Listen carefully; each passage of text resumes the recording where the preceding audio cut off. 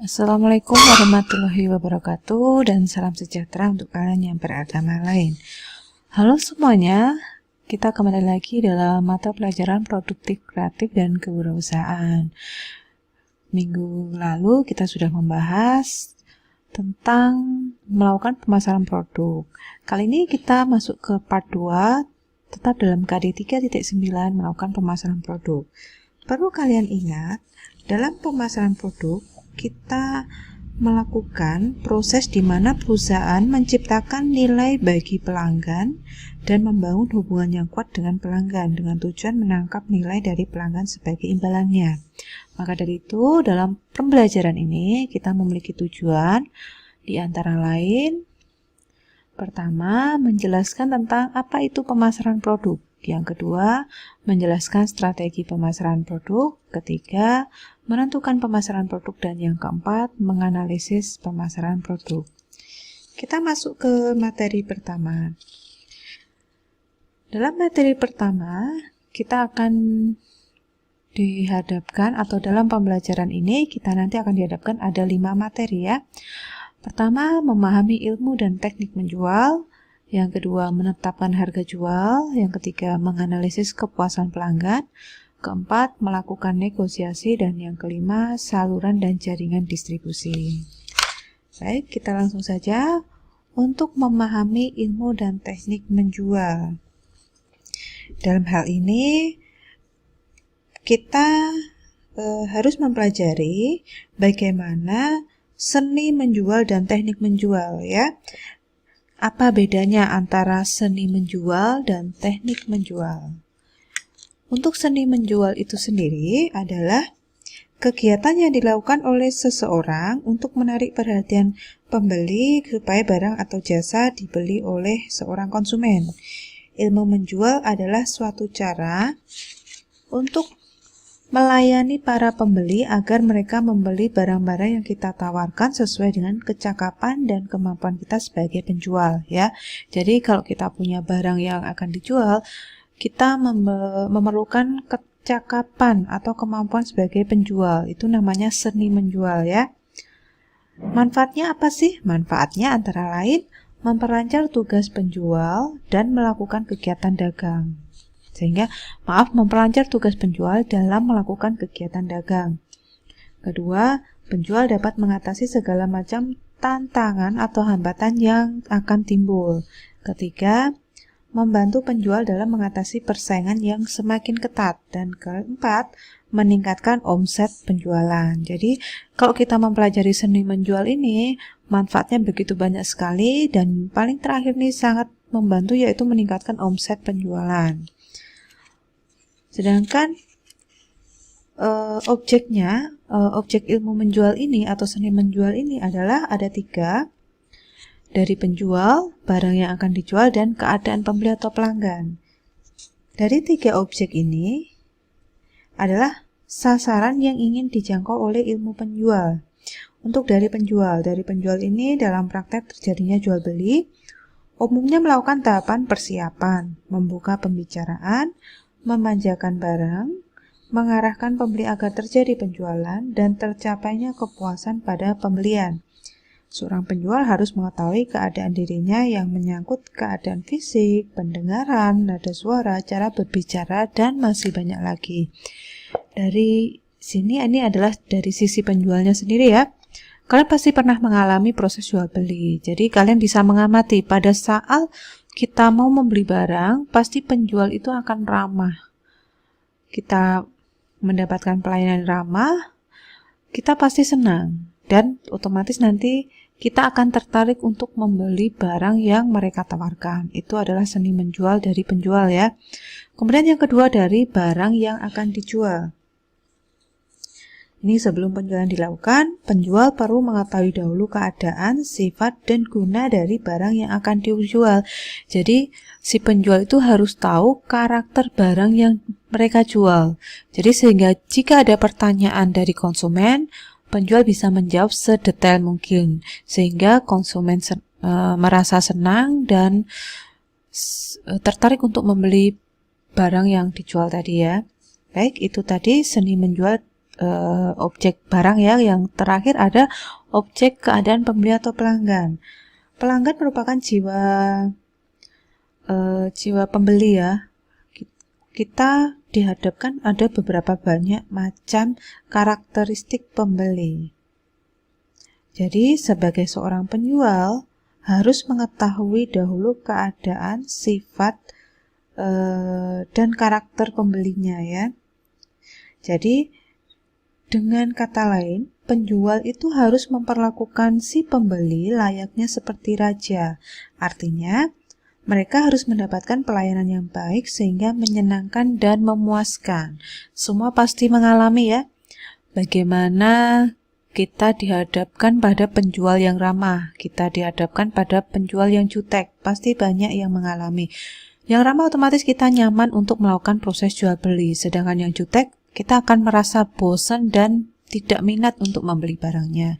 Itu ya, itu tadi adalah seni menjual. Nanti bisa kalian bedakan dengan yang teknik menjual. Nah, teknik menjual ini merupakan cara-cara atau kiat-kiat yang dilakukan penjual dalam rangka meraih konsumen. Dalam dunia penjualan ada berbagai macam teori yang berkaitan dengan teknik menjual. Salah satunya yang kita kenal atau yang sering dikenal masyarakat yaitu 5 konsep AIDAS ya. AIDAS singkatan dari perhatian atau attention, minat interest, keinginan desire, tindakan action, dan kepuasan satisfaction ya. Kita akan membahas apa itu perhatian, minat, keinginan, tindakan, dan kepuasan. Untuk perhatian itu sendiri, perhatian itu adalah pada tahap ini ya, wirausaha berusaha agar calon konsumen memperhatikan penawaran yang dilakukan. Untuk mendapatkan perhatian dari calon konsumen, wirausaha harus memperlihatkan sikap yang baik, tutur kata, dan cara berpakaian yang menarik, yang akan memberikan penilaian yang positif dari calon konsumen yang akan berpengaruh terhadap terjadinya jual beli.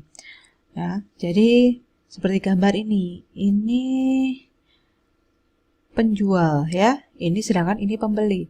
Penjual tampilannya sangat klinis sekali ya, sehingga pembeli itu merasa nyaman karena mungkin penjualnya sendiri klimis, wangi, dan tutur katanya sopan, sehingga pembeli akan melakukan perhatian kepada penjual. Dan ditambah nilai plus, penjual mengetahui sedikit atau info sekecil apapun tentang produknya. Ya, di sini ada produk sepatu. Penjual mengetahui ini tipe sepatu untuk apa, kekurangannya di mana, kelebihannya di mana. Jadi bisa menjelaskan kepada si pembeli itu tadi. Itu namanya perhatian ya.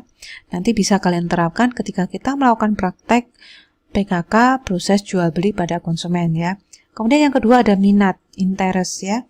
Minat pada tahap ini wirausaha berusaha meningkatkan perhatian calon konsumen menjadi minat dengan cara menciptakan suasana yang menyenangkan, mendengarkan dan memahami kebutuhan konsumen. Nah, minat, kita mendengarkan apa kebutuhan konsumen. Dengan berbahasa basi itu penting ya. Kita basa-basi, terus kita gali informasi apa sih yang diinginkan konsumen sehingga kita tahu, oh ternyata seperti ini keinginannya. Kita bisa menyarankan atau memberi solusi dan menawarkan produk yang kita jual. Jadi sehingga timbullah minat untuk membeli pada konsumen ya. Sehingga kita lanjut ke ketiga, ada keinginan, desire ya. Pada tahap ini wirausaha harus dapat meyakinkan calon konsumen dengan menjelaskan keuntungan yang akan didapat calon konsumen apabila membeli produk yang ditawarkan serta kerugian jika tidak membeli produk tersebut. Hal-hal yang mempengaruhi keinginan membeli dari calon konsumen adalah faktor pendapatan, pendidikan, status sosial, jenis kelamin, dan masih banyak lagi ya. Jadi tahap ini sangat penting sekali karena di sini tuh kita harus menarik perhatian konsumen agar benar-benar melakukan memperoleh keinginan untuk membeli produk kita ya. Ya itu tadi. Kemudian harus ada tindakan yang keempat, tindakan atau action. Nah, pada tahap ini Wirausaha harus dapat mewujudkan kebutuhan, harapan konsumen, serta memberikan keyakinan bahwa barang, jasa, dan ide yang dibeli merupakan langkah tepat yang dapat memberikan keuntungan bagi konsumen. Biasanya kalau kalian membeli, kalau cewek-cewek kebanyakan membeli alat kosmetik ya, pasti terayu dengan beberapa produk kecantikan, di mana si penjual itu tutur katanya sangat sopan dan dia memperlihatkan wajahnya yang terawat dan memanfaatkan wajahnya yang terawat itu untuk menawarkan produk yang mereka jual, sehingga kita pasti akan percaya. Itu adalah salah satu tindakan penjual ya. Kemudian yang terakhir ada kepuasan. Nah, pada tahap ini wirausaha harus dapat memastikan bahwa kualitas barang, jasa, dan ide dibeli sesuai dengan harapan konsumen.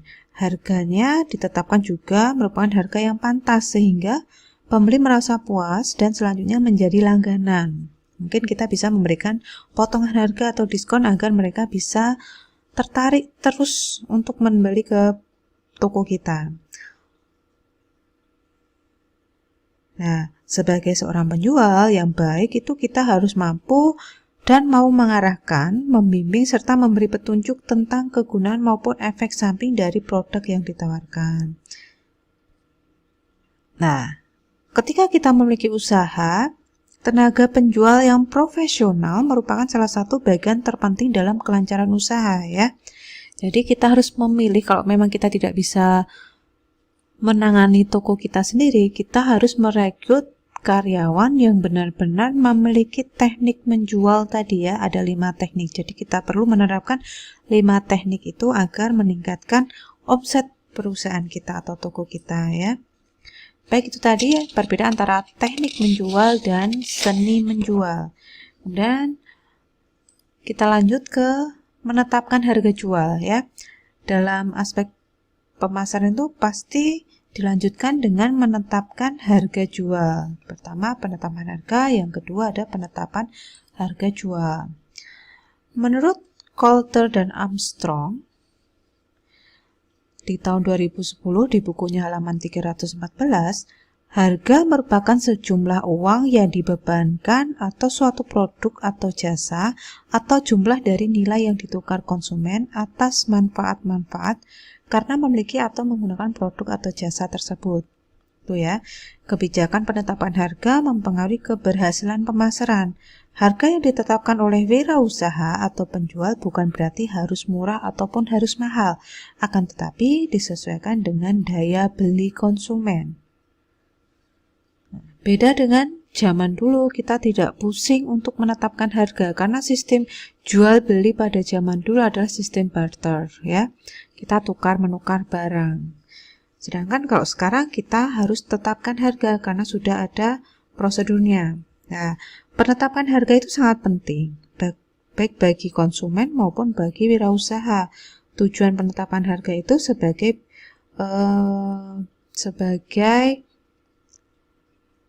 memperoleh laba maksimal untuk mempertahankan dan meningkatkan sasaran pasarnya, untuk meningkatkan volume penjualannya, serta untuk alat promosi juga.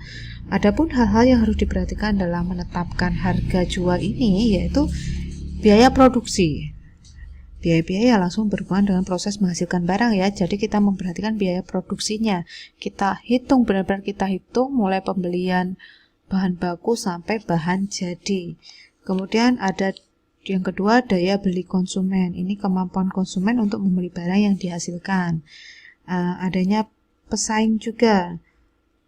Pesaing dalam menentukan harga suatu barang harus memperhatikan pesaing yang sama. Apabila harga barang lain lebih rendah dari harga barang yang kita tawarkan, maka barang yang kita tawarkan akan diterima pasar ya. Kemudian adanya jenis barang yang ditawarkan. Dalam menetapkan harga barang, perhatian jenis barang yang ditawarkan. Apabila barang yang kita tawarkan adalah barang yang tidak ada penggantinya, maka kita dapat menetapkan barang dengan harga tinggi dan sebaliknya ya. Kemudian kita juga jangan lupa, ini ketinggalan satu, adanya laba. Kita harus memperhatikan laba yang kita dapat. Ya, itu tadi beberapa hal yang perlu diperhatikan dalam penetapan harga jual ya. Baik, selanjutnya kita akan membahas bagaimana cara menetapkan harga jual.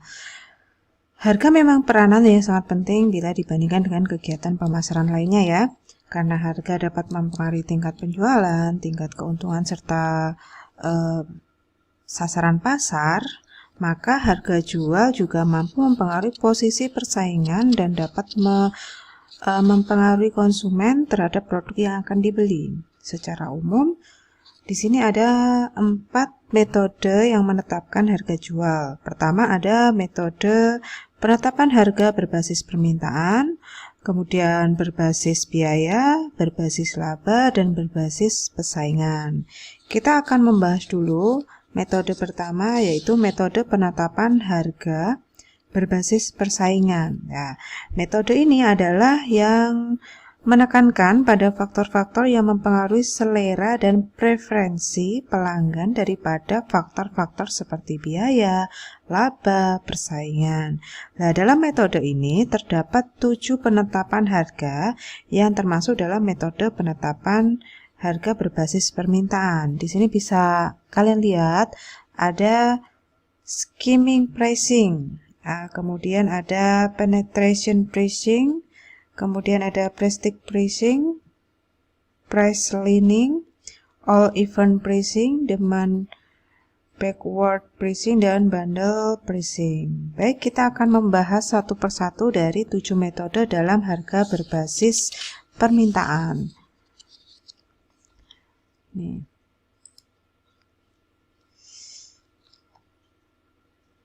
Untuk skimming pricing ini adalah strategi yang diterapkan dengan jalan menetapkan harga yang tinggi bagi suatu produk bagi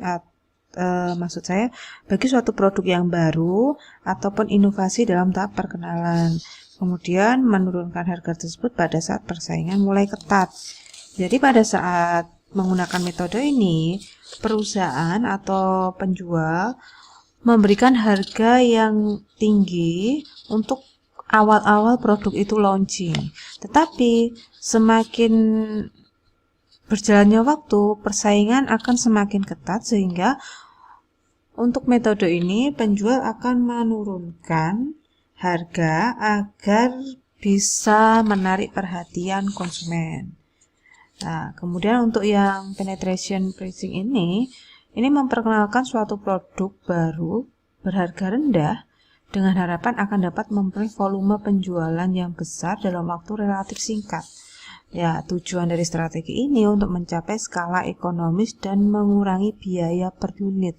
Jadi beda dengan poin pertama tadi ya, kalau yang penetration ini mereka menjual dengan harga jual yang rendah pada saat pengenalan produk atau launchingnya, sehingga bisa menarik perhatian pasar itu. Kalau yang ketiga ini prestige pricing, ini harga yang menetapkannya adalah harga tinggi atau menetapkan harga dengan harga tinggi demi membentuk image kualitas produk yang tinggi. Jadi mereka atau penjual jika menggunakan metode yang ketiga ini membuat produknya terkesan elegan sehingga mereka mampu menarik patokan harga yang sangat tinggi. Seperti gambar di samping ini. Misalnya, kalau yang meluncurkan produk ini adalah artis ya, itu pasti walaupun harganya mahal, banyak peminatnya. Tetapi kalau hanya orang umum, harga mahal sudah dijamin sedikit peminatnya karena tidak ada nama embel-embel di belakangnya ya. Itu kalau kita menggunakan prestige pricing ya, karena keeleganan dari produk itu. Kemudian price lining. Price lining ini digunakan apabila perusahaan menjual produknya lebih dari satu jenis ya. Ini perusahaan menentukan beberapa tingkat harga pada semua barang yang dijual. Misalkan ada sebuah toko yang menjual berbagai macam sepatu ya. Ada beberapa model, ada beberapa ukuran, dan kualitasnya itu berbeda-beda. Maka toko tersebut harus memiliki beberapa tingkatan untuk membedakan harga jual tiap barangnya. Misalkan tingkatan pertama dengan harga jual 40.000, kedua harga jualnya 70.000, dan ketiga ada harga jualnya 100.000. Jadi terdapat ada 3 tingkatan untuk membedakan kualitas, model, dan ukuran sepatunya ya. Baik, itu tadi metode yang keempat. Sedangkan metode yang kelima ini menetapkan harga yang ganjil atau sedikit di bawah harga yang ditentukan dengan tujuan secara psikologis memberi pengertian kepada pembeli bahwa mengira produk yang akan dibeli itu lebih murah. Contohnya kalau kita datang ke market ya, kita lihat kalau kita di toko kelontongan biasa, harga sebuah produk sabun cuci 10.000. Tetapi kalau di minimarket atau market biasa, market yang kita kenal itu, harga sabun cuci menjadi 9.999 rupiah. Nah, kebanyakan orang tertarik dengan harga tersebut karena masih di lingkup angka 9. Sedangkan kalau di toko warung kelontong atau toko kelontong biasa, harganya 10.000. Mereka lebih memilih yang 9.999 rupiah. Itulah perbedaan dari metode all event pricing ya. Jadi penjual itu bermain dengan angka ya. Tuh. Kemudian yang keenam ada demand backward pricing. Ini perusahaan memperkirakan suatu tingkat harga yang bersedia dibayar konsumen.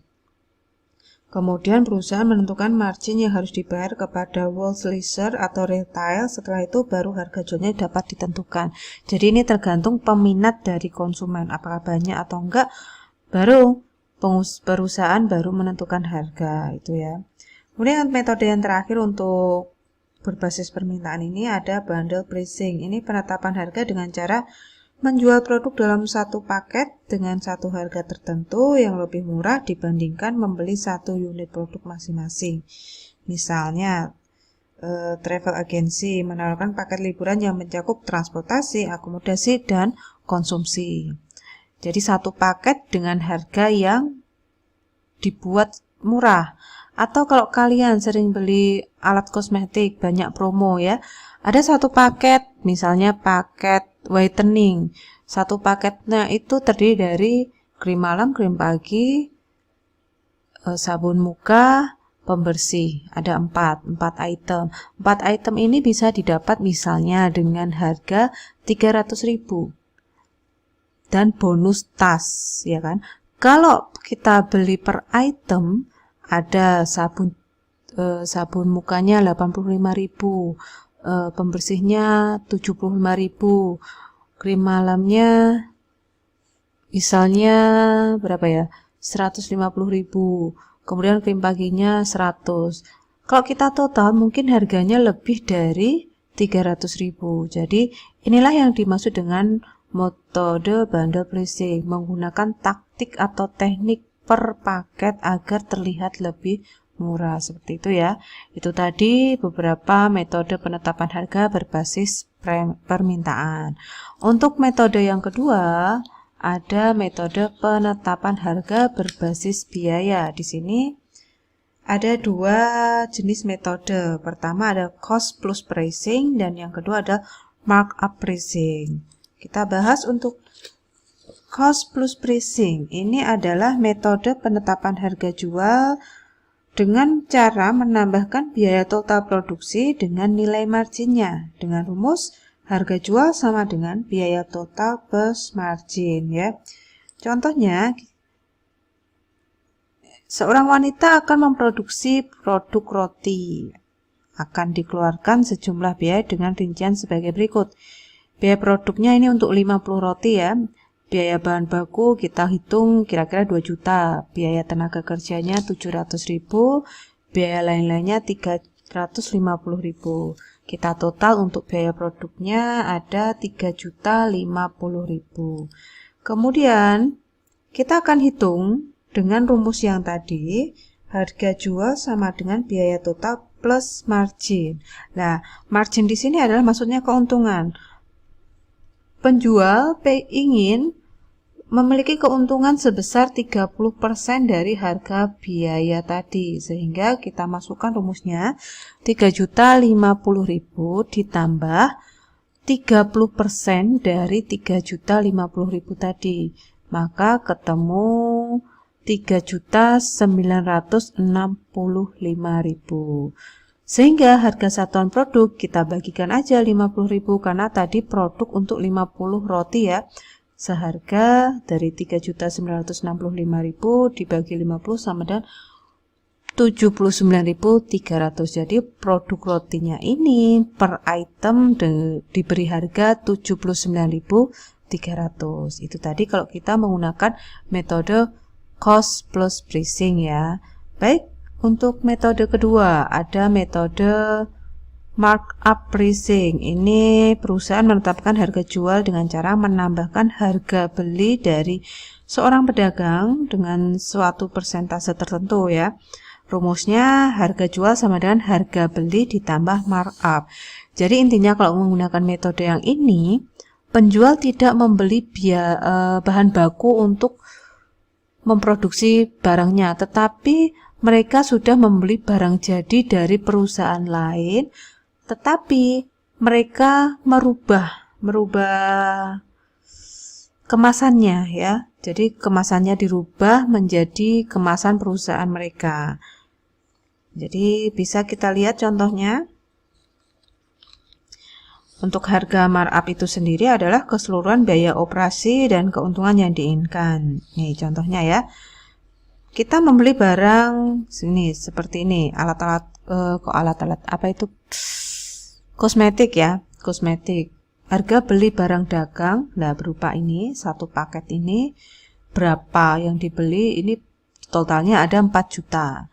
Kemudian harga pengolahan dan penjualan, ini pengolahan misalnya kita pindah ke tempat lain atau kita kemas dengan kemasan perusahaan kita dengan mengeluarkan uang 200.000. Keuntungan yang diharapkan perusahaan ingin 600.000. Jadi langsung menentukan. Kalau yang tadi kan menghitungnya 30% dari harga total produksi. Tetapi kalau ini mereka harus menentukan pengen keuntungannya berapa. Di sini mereka ingin 600.000. Jadi kita jumlahkan dengan rumus yang tadi, yaitu harga jual sama dengan harga beli plus markup, sehingga 4 juta ditambah markupnya tadi, ini ada 2 poin, harga pengolahan dan keuntungan 600 ditambah 200, sehingga menjadi 4.800.000. Jadi perusahaan ini akan menjual produk yang mereka beli di perusahaan lain seharga 4 juta menjadi 4.800.000. Itu tadi yang namanya metode markup pricing. Kemudian setelah itu metode ketiga ada metode penetapan harga berbasis laba ya. Metode penetapan harga berbasis laba ini berusaha menyeimbangkan biaya dan pendapatan dalam penetapan harga. Upaya ini dilakukan atas dasar target volume laba spesifik atau dinyatakan dalam bentuk presentasi terhadap penjumlahan atau investasi itu ya. Kemudian kalau metode penetapan harga berbasis persaingan ini adalah metode penetapan harga ditetapkan atas dasar persaingan, yakni apa yang dilakukan oleh pesaing. Ya, jadi kita acuannya adalah apa yang dilakukan oleh pesaing. Jadi kita tentukan pesaingnya naik harganya, kita juga ikut-ikut naik ya. Itu kalau kita menggunakan metode penetapan harga berbasis pesaing. Baik, itu tadi beberapa metode yang kita gunakan untuk menetapkan harga. Kita lanjut menganalisis kepuasan pelanggan. Ada 2, yaitu strategi negosiasi dan teknik negosiasi.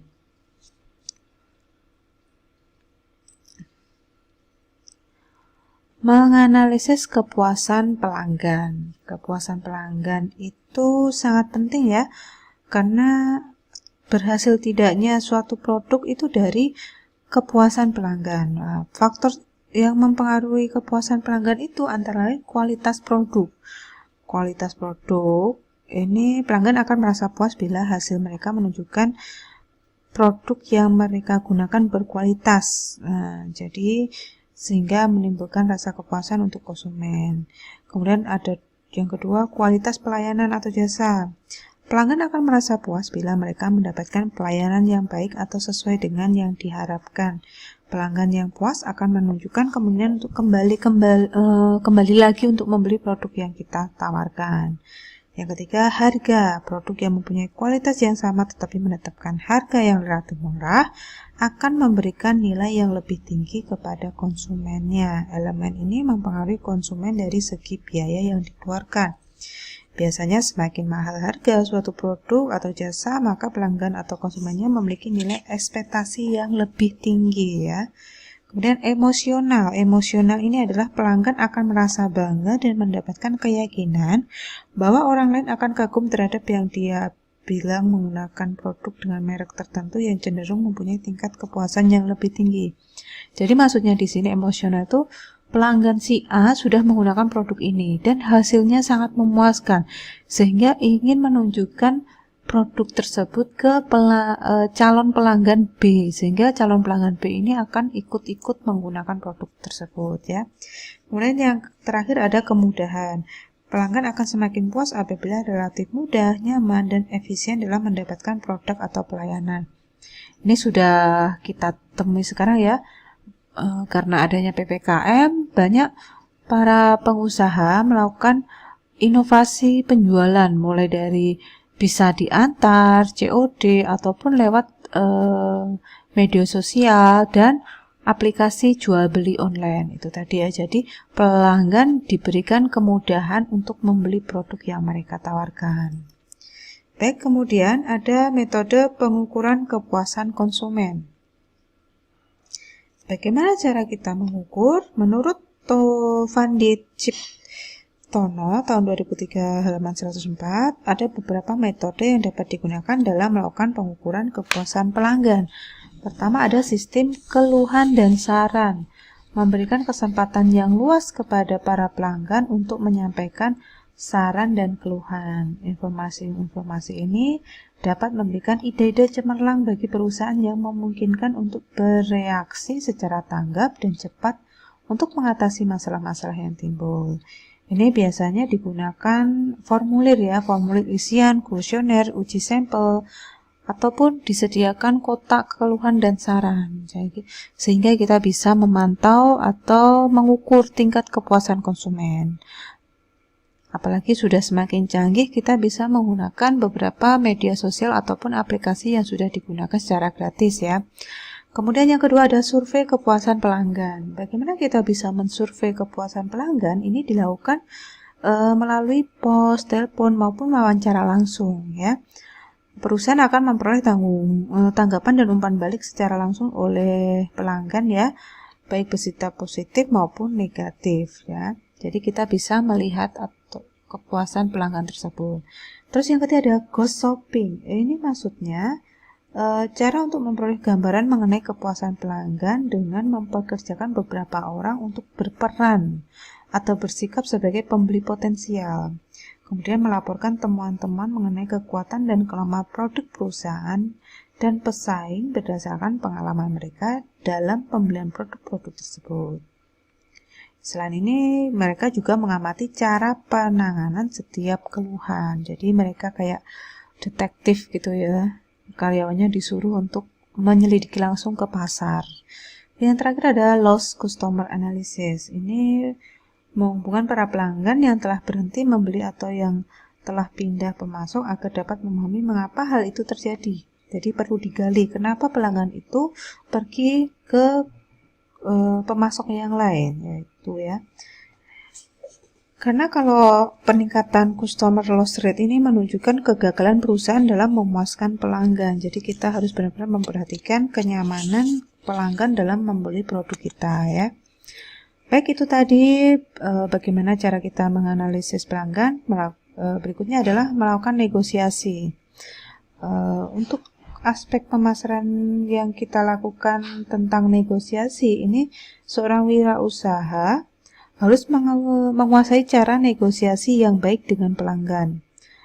Negosiasi merupakan perundingan antara dua pihak di mana di dalamnya terdapat proses memberi, menerima, tawar-menawar ya. Sering kita jumpai ya kalau kita beli di pasar tradisional, kita akan melakukan negosiasi tawar-menawar sampai ketemu dengan harga kesepakatan tadi.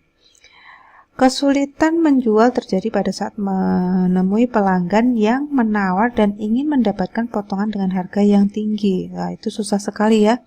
Kalau kita menjadi seorang penjual, ketemu pelanggan yang tawarnya habis-habisan, ya, sampai benar-benar memaksa, kita harus benar-benar bisa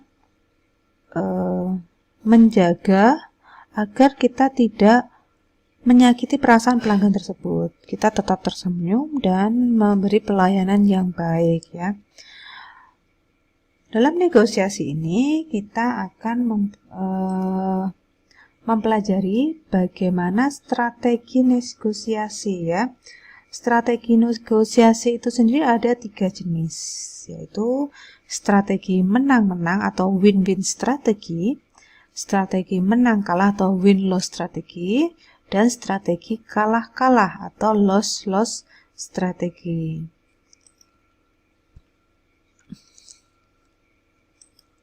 Kita bahas yang win-win strategi. Strategi ini berorientasi pada kemenangan kedua belah pihak, ya. Dalam strategi ini tidak ada pihak yang dirugikan, semua sama-sama mendapatkan keuntungan. Itu namanya win-win strategi, ya. Ada kesepakatan yang saling menguntungkan antara pihak A dan B.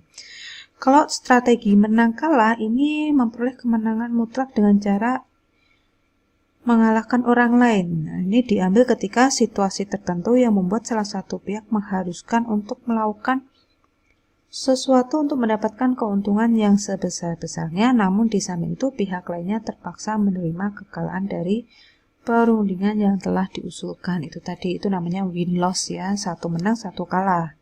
Kemudian yang terakhir adalah strategi kalah-kalah. Ini dilakukan karena didasarkan oleh perasaan untuk melampiaskan kemarahan dan cenderung tidak rasional. Kedua belah pihak ini memutuskan untuk kalah dan sama-sama mengakhiri negosiasi dengan hasil tidak ada kesepakatan. Jadi tidak terjadi jual beli. Penjual kalah karena tidak bisa menjual barangnya dan pembeli kalah karena tidak jadi membeli barang tersebut. Itu namanya strategi kalah-kalah, lose-lose strategi, ya. Kemudian ada taktik negosiasi atau teknik, ya, teknik negosiasi. Bagaimana tekniknya agar seorang wira usaha, ya, mahir dalam melakukan negosiasi dengan calon pelanggannya. Mungkin pertama, mereka harus meminta lebih dari yang diharapkan. Maksudnya di sini pada saat menghadapi calon pelanggan yang menginginkan potongan harga yang besar, sebaiknya kita menawarkan harga tertinggi agar dapat memberi potongan penjual yang khusus untuknya. Misal kita jualan baju, kita membeli baju dari distributor itu dengan harga 50. Nah, 50 kita jangan menjualnya dengan harga 55.000 karena nanti kita akan menjumpai seorang pelanggan dengan karakter yang suka menawar sampai habis, ya. Jadi kita beri harga, kita jual barang tersebut, misalnya kita cari keuntungan 30% dari barang tadi, ya, 50.000 kali 30% berarti 15.000. Berarti kita bisa menjual dengan harga 65.000, ya. Ketika kita menjumpai pelanggan yang ingin menawar, kita beri potongan sedikit. Misalnya dipotong 2,5. Baiklah, karena pelanggan pertama saya kasih potongan 2,5. Ketika pelanggan tersebut belum terima dan minta potongan lagi, kita mentok di harga 60.000. Jadi kita masih untung 10.000, ya. Kita beri baik 5.000 potongannya. Pasti pelanggan merasa senang karena proses tawar-menawar itu terjadi sesuai dengan keinginan pelanggan. Jadi pelanggannya senang, penjualnya juga senang. Itu namanya meminta lebih dari yang diharapkan, ya. Kemudian yang kedua, jangan berkata ya di awal negosiasi. Jadi kita harus tarik ulur, ya. Ini karena seolah-olah penjual setuju dengan apa yang diharapkan calon pelanggan. Selain itu, dengan tidak terburu-buru mengiyakan permintaan calon pelanggan, penjual bisa mendapatkan sesuatu yang lebih, ya. Kayak tadi misalnya yang baju tadi 65.000 langsung ditawar 55.000. Kita jawab iya. Jangan seperti itu. Kita memberi kesan bahwa harga itu sudah mepet, kita tidak ada keuntungan. Jadi kita beri harga 63.000. Nah, kalau pembelinya masih menawar, baru kita turunkan menjadi 60.000. Jadi ada batasan kita menjual produk dengan harga berapa, sehingga kita tetap mendapatkan keuntungan dan pelanggan tetap mendapatkan barang dengan cara tawar-menawar tadi, ya. Kemudian yang ketiga, melakukan flinch terhadap proposal atau tawaran dari calon pembeli. Flinch itu sendiri adalah reaksi terkejut, tersentak, atau terguncang saat calon pelanggan meminta sesuatu kepada penjual. Misalnya menghentikan langkah tiba-tiba, wajah yang terkejut, membuka mulut lebar, ditutup dengan tangan, ataupun tertunduk lesu. Ini tujuannya adalah seolah-olah Anda sangat tidak setuju dan memohon agar calon pelanggan memperbaiki, mengurangi, atau menunda permintaan tersebut. Jadi kita di sini bermain mimik wajah yang sangat penting karena calon pelanggan lebih percaya pada apa yang mereka lihat, ya. Jadi kita gunakan mimik wajah kita atau gerak tubuh dan gerak tangan daripada apa yang mereka dengarkan, ya. Jadi kalau proses tawar-menawar tadi tidak ada kesepakatan, kita gunakan mimik itu tadi, ya. Kita ke poin ketiga, ya, tekniknya yang itu. Kemudian yang keempat, penjual bersifat seolah-olah tidak membutuhkan, jadi sok cuek lah, ya. Kita tidak membutuhkan pelanggan seperti itu. Ada pepatah yang mengatakan bahwa acuh tapi butuh, itu intinya, ya. Inilah asosiasi yang tepat sebagai negosiasi pembuka. Tujuannya adalah menekan calon pelanggan, menaikkan posisi tawar penjualan, dan meminta waktu kepada calon pelanggan untuk menaikkan harga yang diharapkan dan tidak meminta harga yang rendah. Ini pernah saya alami sendiri. Pada saat saya menawar suatu produk, mereka atau pelanggan tuh penjual terlihat acuh. Saya tawar misalnya tadi baju tadi, ya, 65, saya tawar langsung 55. Mereka bilang silahkan cari tempat lain kalau memang harga segitu bisa. Jadi sok acuh, ya, kayak nggak butuh, sehingga otomatis konsumen atau pelanggan akan pergi, tapi perginya itu pergi penasaran apakah benar di toko lain harganya tidak bisa segitu. Ternyata setelah saya alami sendiri, saya putar-putar, ternyata tidak dapat dengan harga segitu. Akhirnya saya kembali lagi ke toko yang lama yang acuh tadi, dan akhirnya saya beli dengan harga nego sesuai dengan standar tadi, 60.000, ya. Itu tadi teknik, ternyata itu merupakan teknik negosiasi.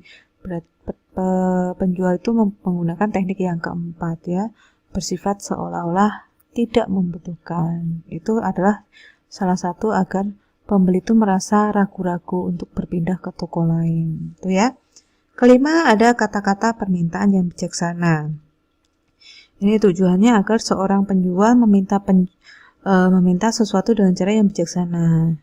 Ini berupa penawaran ulang, peningkatan harga, pernyataan tidak setuju. Itu tadi, ketika sampai pada tahap pertengahan negosiasi, kemudian diperlukan sebuah taktik tersendiri agar negosiasi tersebut bisa berakhir dengan persetujuan dan kesepakatan antara penjual dan pembeli tadi, ya.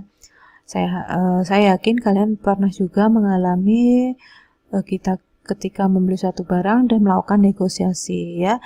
Jadi apa yang kalian hadapi pada penjual tadi, mereka sudah mengetahui teknik-teknik negosiasi agar bisa tetap menarik perhatian konsumennya tadi, ya. Itu tadi beberapa teknik negosiasi, ya.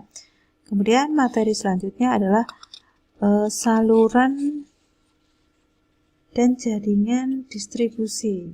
Apa sih tujuannya, sistemnya seperti apa, salurannya apa, dan macam-macamnya seperti apa? Kita akan membahasnya. Pertama yaitu tujuan. Dan tujuan distribusi ini, produsen membutuhkan barang untuk dijual dan mendapatkan laba. Intinya itu, ya. Kemudian barang atau jasa produksi tidak akan ada. Ini artinya bila tetap berada di tempat produsen, maksudnya ya, barang atau jasa itu akan bermanfaat bagi konsumen yang membutuhkan setelah ada kegiatan distribusi, karena produk akan sampai ke tangan konsumen lewat kegiatan tersebut.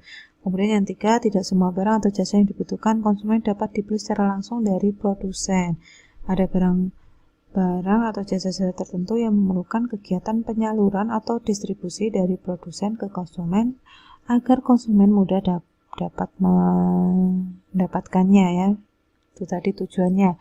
Kemudian sistem distribusinya itu sendiri ada beberapa, yaitu sistem distribusi langsung, sistem distribusi semi langsung, dan sistem distribusi tidak langsung ya. Ini maaf salah. Pertama ada sistem distribusi langsung. Maksudnya langsung berarti produsen langsung dengan konsumen ya. Bisa dilihat di contoh ini, misalnya langsung, jadi produsen ini langsung mengirimkan barang ke konsumen dan konsumen langsung membayarnya, seperti itu ya. Kemudian sistem yang kedua ada sistem distribusi semi langsung. Ini beda dengan yang tadi. Kalau tadi produsen langsung konsumen, tapi kalau sistem ini penyaluran barang hasil produksi dari produsen ke konsumen melalui perantara toko. Contohnya hasil produksi pakaian dijual kepada konsumen melalui toko-toko milik pabrik tersebut ya. Jadi produsennya itu berupa pabrik kain, terus kemudian dibuat sebuah pakaian, kemudian pabrik ini sendiri punya toko. Jadi tidak konsumen langsung ke pabrik, tidak ya, tetapi konsumen datang ke toko pemilik pabrik itu tadi. Ini merupakan sistem distribusi semi langsung. Kemudian yang ketiga ada sistem distribusi tidak langsung. Tidak langsung ini merupakan sistem yang menggunakan saluran distribusi dalam kegiatannya melalui perantara. Nah, perantara itu tersendiri adalah orang yang membantu menjualkan produk kita, misalnya pedagang, agen, maklar, dan komisioner. Ya, bisa dilihat produsen, kemudian saluran distribusi, baru konsumen. Contohnya peternak telur. Tidak mungkin konsumen datang ke peternakannya membeli telur, tetapi produsen ini akan menitipkan telurnya tadi, produk telurnya tadi dari ini ke toko kelontong ya. Jadi konsumen lebih mudah membelinya. Jadi ini namanya sistem distribusi tidak langsung. Baik, kemudian saluran distribusinya ya. Saluran distribusinya di sini ada pedagang dan perantara khusus ya. Pedagang itu sendiri adalah seseorang atau lembaga yang membeli dan menjual barang kembali tanpa mengubah bentuk dan tanggung jawab sendiri dengan tujuan untuk mendapatkan keuntungan. Itu ya. Di sini ada dua pedagang besar dan pedagang eceran. Kalau pedagang besar sering kita kenal grosir ya. Ini merupakan pedagang yang membeli barang dan menjualnya kembali kepada pedagang lain. Pedagang besar selalu membeli dan menjual barang dalam partai besar. Jadi kalau kita pergi ke pasar-pasar grosir pasti minimal pembelian 3 buah atau 3 biji ya. Jadi itu bedanya pedagang besar dengan eceran. Kalau besar itu minimal pembelian 3 buah dengan harga yang lebih murah dibandingkan pedagang eceran. Kalau pedagang eceran sendiri itu sering kita kenal retail, itu merupakan pedagang yang membeli barang dan menjualnya kembali langsung kepada konsumen. Untuk membeli biasanya partai besar, tapi menjualnya biasanya dalam partai kecil atau persatuan. Contohnya tadi kalau pedagang besar kita belinya minimal 3 ya. Kita dapat harga misalnya kalau baju, kaos kita beli 3 100.000. Tetapi kalau pedagang eceran mereka membeli ke pedagang besar dengan harga 100.000 dapat 3. Tetapi mereka menjualnya eceran per item dengan harga 50.000. Jadi mereka sudah untung banyak sekali ya. Itu tadi ya, itu jenis pedagang. Kemudian kalau jenis yang kedua perantara khusus ini Sama halnya dengan pedagang, kegiatan perantara khusus juga menyalurkan barang dari produsen sampai ke tangan konsumen. Bedanya, perantara khusus tidak bertanggung jawab penuh atas barang yang tidak laku terjual. Perantara khusus meliputi agen, broker, komisioner, eksportir, ataupun importir. Pertama,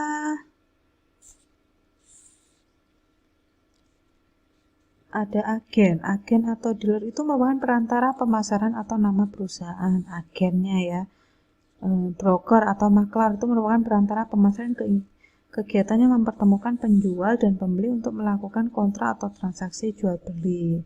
Dan kita harus membeli kompensasi kepada maklar tersebut. Kemudian ada komisioner itu merupakan perantara pembeli dan penjual atas nama dirinya sendiri dan bertanggung jawab atas dirinya sendiri. Ada eksportir itu merupakan pedagang yang melakukan aktivitas dengan menyalurkan barang ke luar negeri. Kalau importir merupakan pedagang yang melakukan aktivitas dengan menyalurkan barang dari luar negeri ke dalam negeri. Itu kebalikannya ya. Macam-macam saluran distribusi itu sendiri. Pertama ada produsen konsumen. Saluran ini merupakan yang paling pendek dan sederhana karena tanpa menggunakan perantara. Jadi produsen langsung ke konsumen ya. Nah, ini bisa melakukan penjualannya melalui pos atau langsung datang dari rumah ke rumah. Kalau yang kedua ada produsen, pengecer, konsumen. Ya tadi ada grosir, kalau penjual besar, pengecer, pembeli. Itu tadi ya. Kemudian ada produsen, pedagang besar, konsumen. Ada produsen, pedagang besar. Maaf, ini ada produsen, pedagang besar, pengecer, baru konsumen ya. Ada 4. Ini banyak digunakan oleh produsen. Ini melayani penjualan dalam jumlah besar. Jadi produsen memberikan ke pedagang besar tadi yang minimal pembeliannya 3. Kemudian ada pengecer membeli 3 lebih dan dijual lagi per eceran ke konsumen. Kemudian ada produsen, agen, pengecer, konsumen. Ini memiliki kegiatan perdagangan dalam saluran distribusi yang ada penjualannya ditujukan kepada para pengecer besar. Ini hanya untuk pengecer besar ya. Kemudian yang terakhir ada produsen, agen, pedagang besar, pengecer, konsumen. Ini malah lebih rumit ya. Ini agen sebagai perantara untuk menyalurkan barangnya kepada pedagang besar, kemudian menjualnya kepada toko-toko kecil. Agen yang terlihat dalam saluran distribusi ini terutama agen penjualan ya. Kalau kalian sering tahu di pasar tradisional, terutama pasar penjualan baju-baju itu, pasti produsen atau ini misalnya pabrik ya, pabrik baju didatangi oleh agen. Agen ini membeli produk dari produsen ini, kemudian mereka keliling ke pedagang-pedagang besar. Nah, pedagang besar ini nanti juga keliling untuk memberi stok kepada pengecer. Konsumen tinggal jadi dengan membeli per eceran ya. Itu tadi perantara, dimaksud dari perantara khusus ya. Baik, dari sini saya harap kalian bisa memahami apa arti dari materi hari ini, sehingga kalian bisa mempraktekkan ke dalam kehidupan kalian sehari-hari pada proses jual beli. Karena pembelajaran tentang produk kreatif kewirausahaan ini memberikan kita ilmu bagaimana tata cara kita untuk menjual produk sebagus mungkin dengan harga sebaik mungkin tanpa harus merugikan pelanggan. Itu tadi ya kesimpulannya. Baik, saya akhiri untuk materi melakukan pemasaran produk ini. Saya harap kalian bisa memahami. Wassalamualaikum warahmatullahi wabarakatuh. Terima kasih.